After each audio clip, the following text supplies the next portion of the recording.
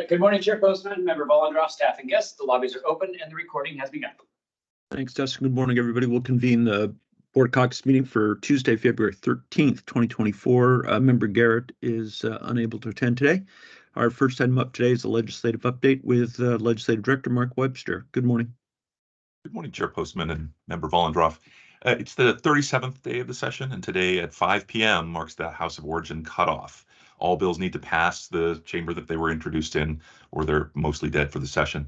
It's often a very tense time as the legislature has to kind of race against the clock to pass bills. Even some generally popular bills can see the time run out, particularly if there are bigger controversial bills ahead of them. Thankfully for us, we don't really have to worry about that this session. Pretty much everything that we've been keeping an eye on has already passed the House of Origin. A couple of bills look like they might come down to the wire, but didn't. The first of them is House Bill 2151, which is the bill that moves cannabis lab accreditation from ecology to agriculture, and that passed last night. The second is House Bill 2204, the emergency permits bill that allows a producer like a winery or a brewery to sell their product at another licensee in case an emergency means that no one can get to their tasting room or pub or what have you. That passed last night as well. Our agency request bill 2260 is already on the exec calendar in the Senate Labor and Commerce Committee. They've already passed an identical bill, so they can move this one ahead without a hearing. I'll take it. With this week's return to regular committee hearings, the House is going to be taking up a number of bills that they haven't seen this year. These are bills that were heard and maybe passed in the Senate last session, but which either didn't move to the House or didn't pass it. Those include the Liquor License Bill 5291 that requires us to approve licenses of certain types within 45 days of documentation being sent in. I should note that this bill was the next bill in the order of consideration last year at House of Origin cutoff. It was the first bill that essentially died because the time ran out last year, but it's back again in 2024. Also in this category is the Cannabis Advertising Bill, Senate Bill 5363, that we talked a lot about before session, and also Senate Bill 5340, which has to do with low-dose THC beverage purchase limits. All of those bills had hearings in the Senate last year and will come to the House now. To be fair, 5363 was heard in a different form last year in the House Regulated Substances and Gaming Committee, and 5340 had a companion bill, so they're not brand new to the House. The new version of the Cannabis Advertising Bill and the Liquor License Bill are pretty new to the House. Senate Bill 6105, the Adult Entertainment Bill, is in House Labor and Workforce Standards Committee tomorrow. We're going to be keeping an eye out for amendments, as we've heard there could be fairly substantial changes to the bill. That's all rumor at this point, but we'll learn more about the House's intentions on that soon. And as you know, it currently includes a provision directing you to repeal the lewd conduct WAC 314-11050. I'll close just by saying that we've received a number of letters and recommendations, communications from various groups representing the LGBTQ community, and we had a great meeting with the Greater Seattle Business Association yesterday. The LGBTQ Commission sent a letter to us, as has the LGBTQ Caucus, as you know, and we've heard from several other groups, and many groups, including the GSBA, have offered their help in prioritizing or talking through many of the recommendations from all these communications. They've all seen the immediate action that the board has taken, and I think there's a lot of interest in what comes next, and many groups have offered their assistance in helping the board think those things through. So I will leave that thorny question with you and turn it back over to you.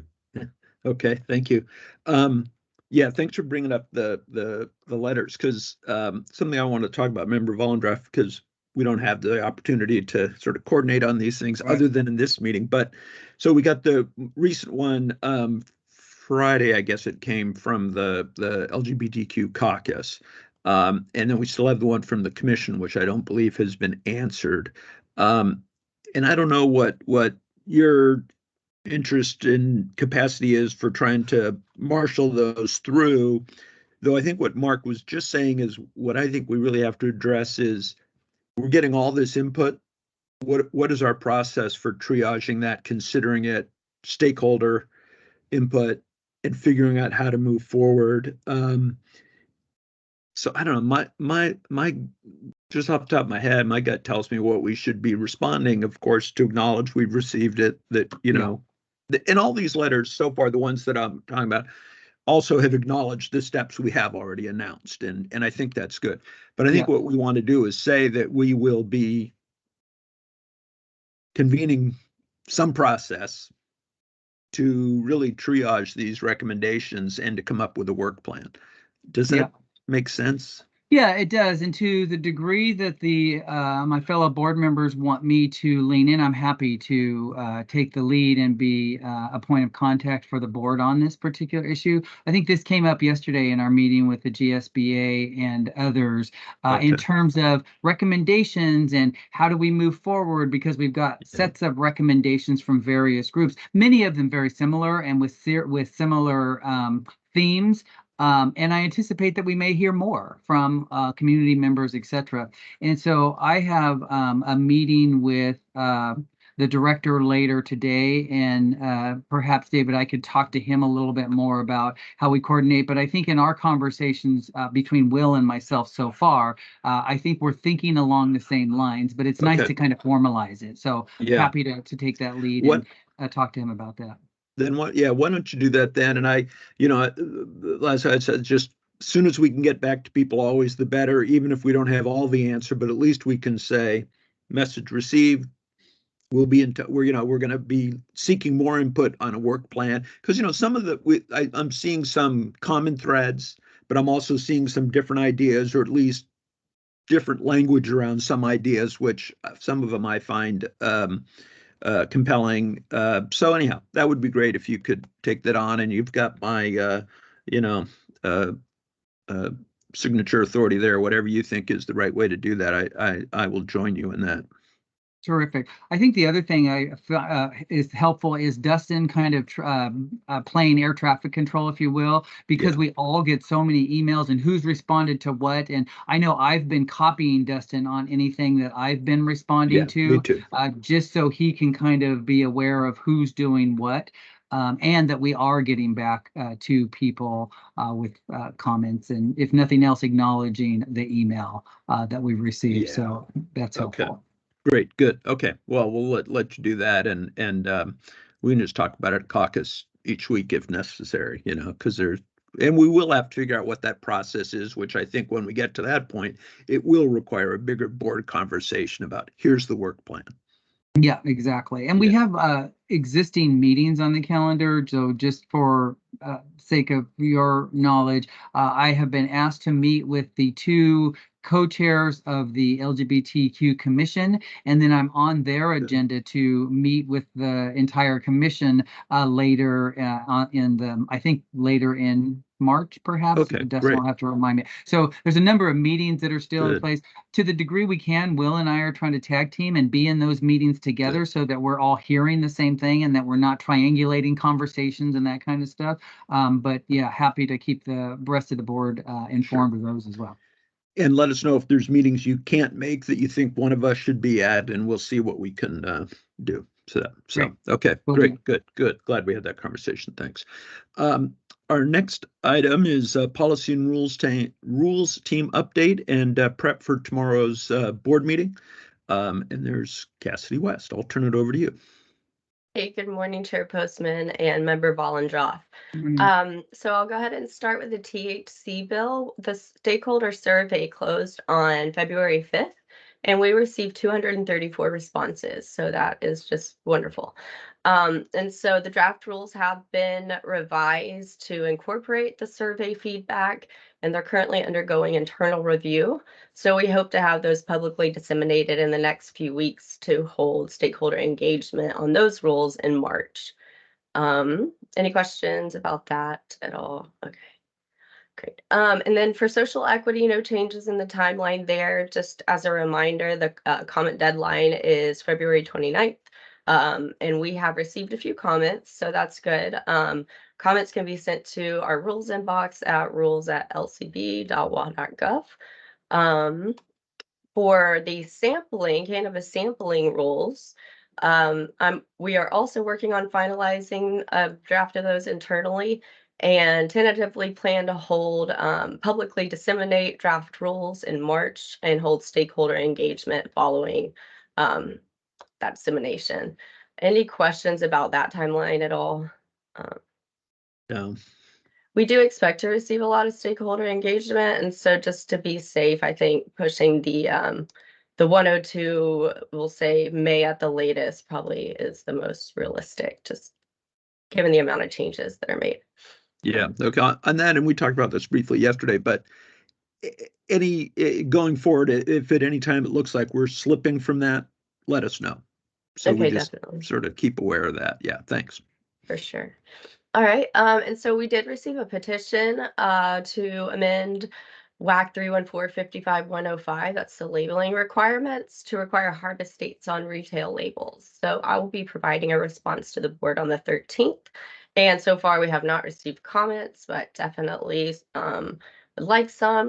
They do help inform our response and recommendation to the board. And then we have the expedited rulemaking. Denise had that you approved that she's working on. And so we are accepting objections until March 26th. And then if there are none, we'll be requesting board approval of the 103 at the March 27th board meeting. And is that also just through the rules email? Is that how you? Oh, yes, yes. Everything through the rules emails, including questions. Right. All right. And then I'm going to go ahead and pass it to Daniel. He's got a few items to present. Yes, And Daniel, I don't know if you changed any timelines given all of these new items that have come up. So I'll just let you provide those for whatever projects you're working on. Thanks. Thanks, Ms. West. Morning, Mr. Jacobs. Good morning, Chair Postman and Member Vollendroff. The medical cannabis endorsement timeline is the only one that might be affected. I'll be previewing a 101 that I'm gonna be requesting approval on tomorrow.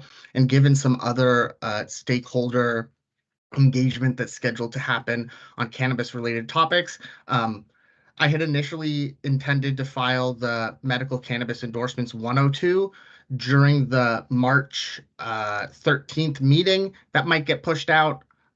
Just because we've got a lot of cannabis-related stakeholder engagement on other projects coming up here, and especially with it lining up with the end of legislative session, I want to make sure that folks have the time to really sort of digest and prepare feedback on those medical cannabis endorsement rules. I have gotten feedback from our partners at the Department of Health and circulated some of the draft rules internally, but I'm just not clear at this time whether we're going to be able to keep that timeline, because that would require stakeholder engagement on the medical cannabis rules to happen at the end of February. And there's just a lot of different things that are coming to a head. So I may be pushing that timeline out. And with that, I'm going to, sorry, the sun coming in here. With that, I'm going to just preview what we have planned for tomorrow. So Great. We have two, potentially three things lined up for tomorrow. A CR 101 that I'm going to be presenting on the prohibited conduct rulemaking.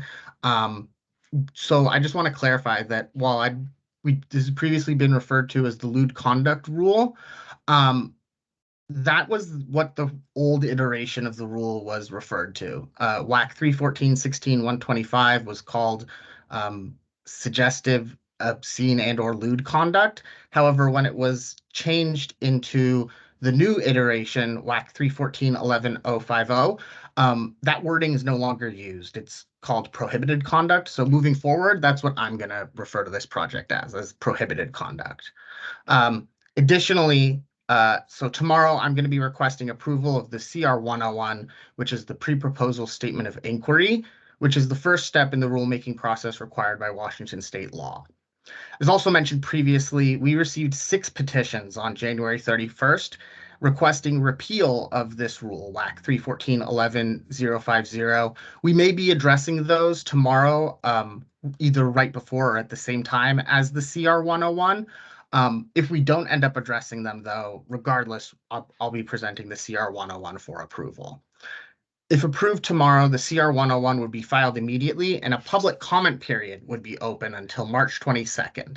During this time, anyone can submit public comments in writing or email to the rules inbox, which is rules@lcb.wa.gov. Following that, the next step is going to be coming up with proposed rule language in what's called the CR 102. Before this happens, we will circulate draft language and hold public stakeholder engagement sessions to hear feedback on this proposed language. We tentatively would be filing proposed language on April 10th, which then would require another mandatory public comment period for folks to submit written comments, culminating with a public hearing to be held on May 22nd. Assuming that goes according to schedule, final rule language would be adopted in the form of a CR 103, which is the final rule, on June 5th. Excuse me, which would have that final rule language effective July 6th. And that's whether or not we're repealing the rule or amending the rule. This is the fastest that we can do this using the sort of standard rulemaking process. I also want to state that this rulemaking timeline assumes that we aren't being legislatively directed to repeal the rule. If we do, that may affect some of this timing. Can you- with that? Oh, sorry. I was just going to say thank you. I can answer any questions. Okay, I've got one. On that last point, Mr. Jacobs, so, the legislature, the Senate passed a bill that does mandate repeal. And as Mark Webster was telling us, we don't know what'll happen for sure in the House. But for the sake of this conversation, if that mandatory repeal of the prohibited acts regulation is passed by the legislature, even if it goes till the end of the session and the governor signs it, I'm trying to do the math in my head, but I think that's likely to become effective before we could finish our work, or at least pretty close, probably. So what does it do? Do we just stop rulemaking once that's been mandated and it's done? Or if they do it, do we still have to go through the APA process to formally repeal it? So that's a good question. To be honest, I'm not entirely sure. This proposed legislative language is kind of unique in that it's proposing to order us to repeal our own rule. Typically that, I think I'll just leave it there. Typically that doesn't happen. Right?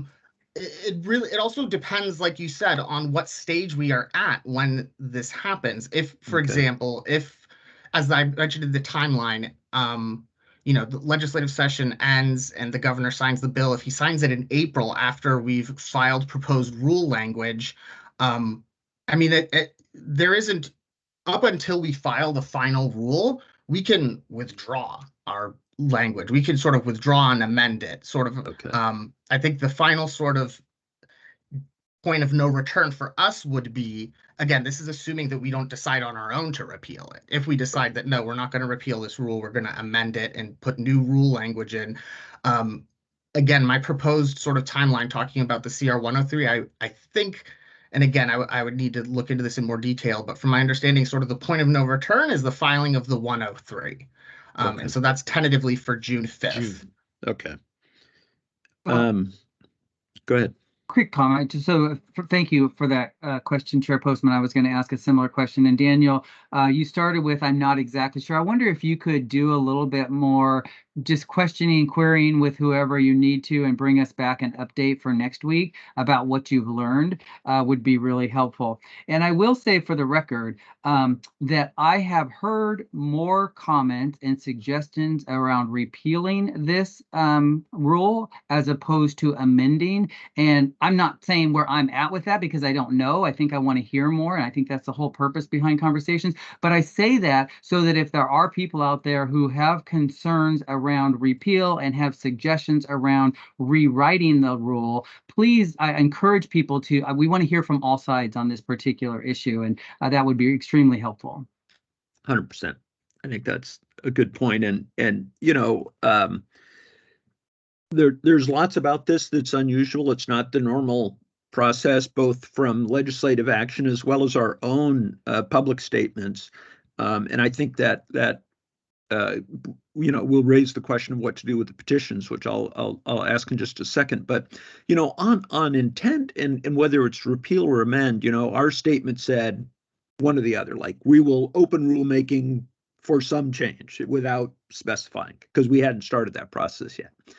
The Senate then took that unusual action of mandating repeal. But if you listen to the debate, the amendment sponsor said it was more to trigger a review and amendment than several of them were talking about, the LCB can come back and put other things in place, which a little bit of a mixed message, I would say.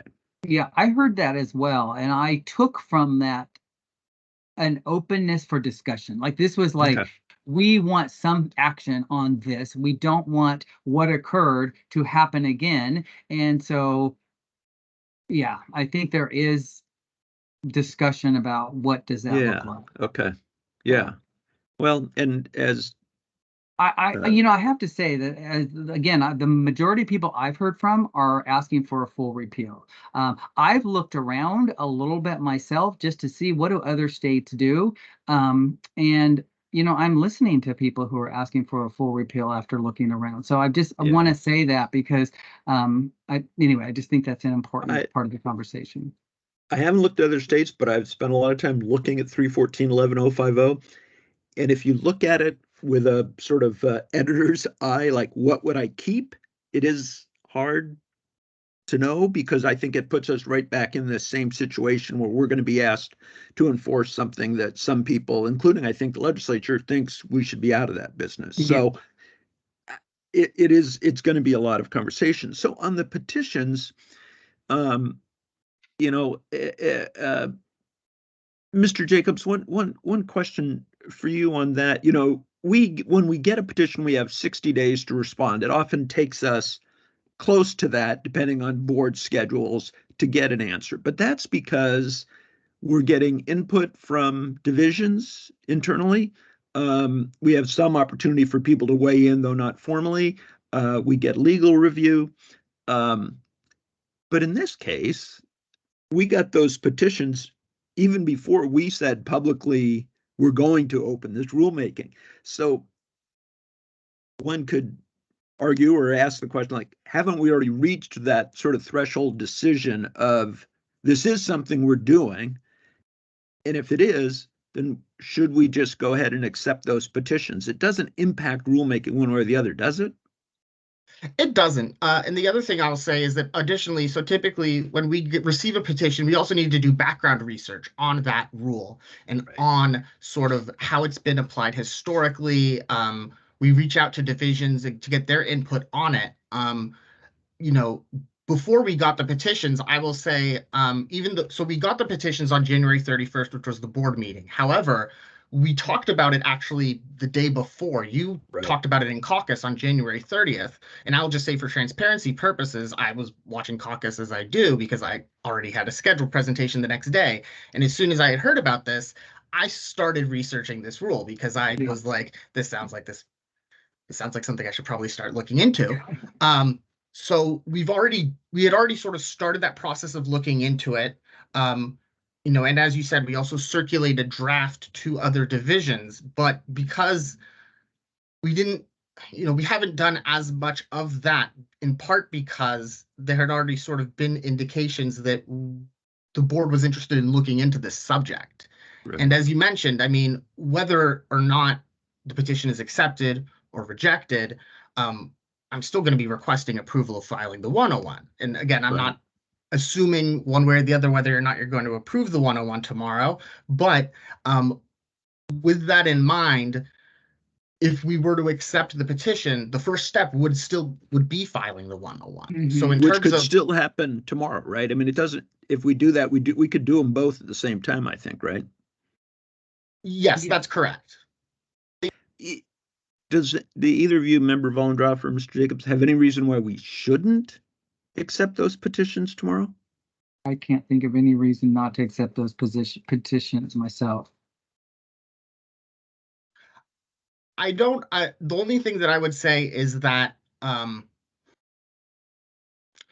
But I mean, I think the same thing could be true of the 101, which is that if we get the legislative directive to repeal the rule, Right. our avenue of available options appear to be a little more limited. But I think that's true whether or not we accept Right. the petition. Yeah. So I think I mean- that's the only sort of third. We don't know what the final outcome of legislation is going to be. And to me, it seems like we should just continue down our path Yeah. because we don't know over here. And then when that comes at us, we amend or whatever at that particular time. But at this time, we just continue with our normal course of action would be my thought. I think that's right. I mean, I think we need to acknowledge it is an unusual set of Yes. circumstances, and normally it would take longer for petitions to be responded to. We're responding to this one only because we've made a public declaration that we are going to open this rulemaking, and it makes those petitions, moot in a way. The only procedural thing is if we were to deny them rather than accept them, it doesn't change our rulemaking, but it does give the petitioner the right to appeal to the governor's office, which we shouldn't bother with because we're doing it. Right. And in my time here, at least, we haven't had a case where we got petitions right before we then announced our own intention to do rulemaking. It's happened the other way. We opened rulemaking, then we got petitions that addressed Right. things that were already open. In those cases, I believe we generally turn down the petitions because we're in that Open, process. right. I think that's just different here. So I think what I'm hearing, Mr. Jacobs, is if you can bring that as a package tomorrow, and we'll just take care of it all in one action tomorrow. I think if we can do that. Yeah, I'm certainly, the rules team is we're prepared to do that, so I can certainly prepare the materials in line with that. I do also, or if you have any other questions on this topic, I can answer. I have one quick question. So just again, I'm just thinking out loud, so please bear with me. I'm wondering about any unintended consequences of doing that. Just I don't know that there are, taking them all as one versus individually, or is there any precedent? Is there anything that we should think about? I think the AGs are looking at that question. Okay. And we'll have some guidance, but also as Mr. Jacobs pointed out last week, these aren't just similar; these are identical petitions. Right. So I think we can collect all those together, and whether we do it on the same vote as accepting the 101 or the next, though the impact's the same. So yeah, Mr. Jacobs, I'd say it's up to you and the lawyers and Justin, Will, whoever you think we need to check with. We don't care. The outcome is the same. Yeah, and I want to be clear that I am not in any way opposed to it. I'm just asking questions, Right. Always thinking about precedents and what does this mean right. in future cases and that kind of thing. So The only thing I'd say about precedent, I know some people are concerned anytime we do anything that's unusual, is if there's another case where we get a petition and then immediately we go out and declare we are going to do it, we should follow these same circumstances. I just can't find another example where this fact pattern has come, at least not since I've been here. Yeah, I mean, the other thing I'll say is because we received all these petitions via email, some of the times of them, I think some of the petitions were submitted during public comment. I mean, so it's not even like it was after the board meeting. Some of the petitions were submitted still during the board meeting. Right, I think you're right. And then the only other thing I would say is you had mentioned earlier that you've been receiving a lot of letters and input on this topic. Tomorrow, after the 101 is filed, because there is a public comment period for folks specifically to comment on the 101, when someone submits a comment on the 101, per the Administrative Procedures Act, that entitles them to receive certain materials at the end of the rulemaking. The rule on the concise explanatory statement says that the concise explanatory statement, which would be filed at the very end, should be sent to anybody who commented. So in theory, if you get another one of these letters tomorrow after the 101 is filed, the rules team at least will probably need to follow up just as a formality to say, right. Hey, are you intending this as a comment on the 101? Because if so, we need to sort of log it, save it in our file so that at the end of the process, we can send those folks copies of the concise explanatory statement. Great point. Okay. Yeah, we'll include that in our tracking of these letters. Appreciate that. Okay. Any other questions on this? Member Volendroff, anything? Okay. Thank you, Anything Dan. further? Mr. Jacobs, are we good? Yes, actually, but on a totally different topic. Okay. There's actually also a public hearing tomorrow on the trade area Yeah. rulemaking. Yeah, right.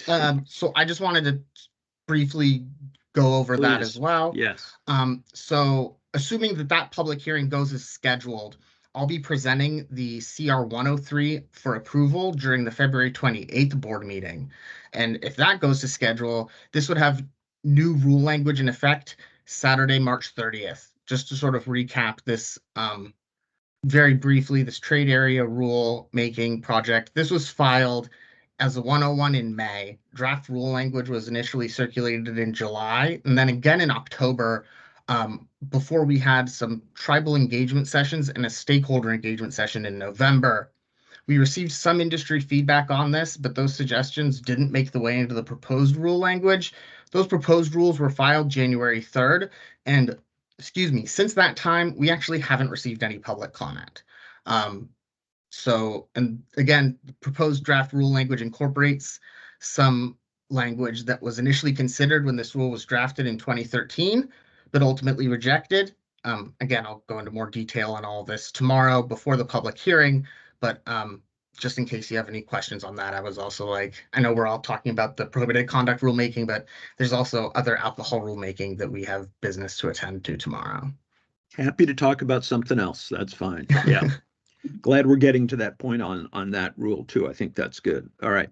Thank you. All right. Thanks so much. All right. Thank See you you. tomorrow. All right. That takes us to the end of the agenda, unless Member Volendroff, you have anything else to add today? I do not. Nothing me. Dustin, anything? Not for me. Thank you, Chair. Okay. Then thanks, everybody. We will be back tomorrow morning at 10, at least some of us, for the board meeting. And we will adjourn the caucus meeting for Tuesday, February 13th. Thanks, everybody. Thank See you you. tomorrow. Bye. Thanks, Dustin. Oh, it's not bad.